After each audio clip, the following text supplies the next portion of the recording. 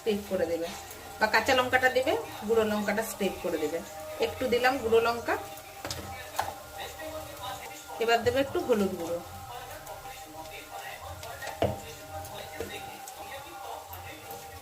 এবার দেবো একটু লবণ, আন্দাজ অনুযায়ী লবণ। এবার এটা মিক্স করে নিয়েছি।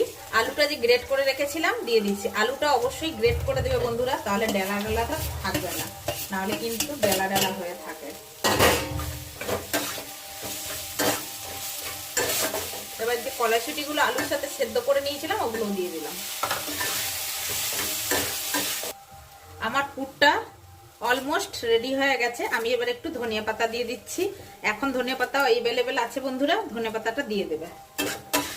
খেতে ভালো লাগবে, একটা হালকা ভালো সেন্ট বেরোবে। আর যদি ধনিয়া পাতা না খাও তাহলে স্কিপ করে দেবে। পুর রেডি হয়ে গেছে। আমি এই থালাটা ঠান্ডা করতে দিয়ে দেবো। ঠান্ডা করতে দিয়ে দিলাম। এই আটাটা এবার ভালো করে ঠেসে নেব। আটাটা ভালো করে আমার ঠেসা হয়ে গেছে। আমি একটু গুঁড়ো আটা নিয়ে নিলাম। একটু লেচি কাটবো।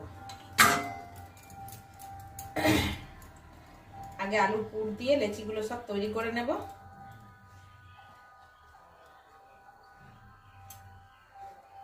এরকম ডিপ করে করবে কিন্তু। আর এই যে আলুর পুর নিচ্ছি,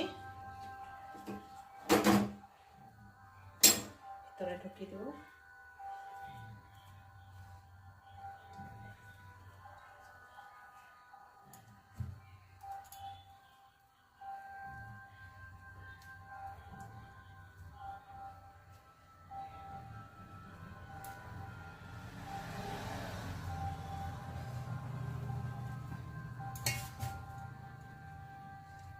এরকম করে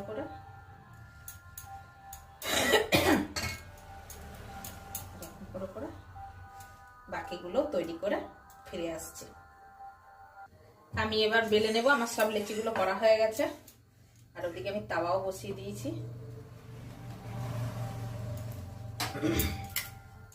এগুলো কিন্তু এরকম হালকা হাতে বেলবে, বেশি চাপ দিয়ে বেলবে না বন্ধুরা, এইরকম হালকা হাতে। যখন একটু বড় হয়ে যাবে তখন আর রুটিটা উঠাবে না, চাটনিটা ঘুরিয়ে নেবে দরকার পড়লে। এরকম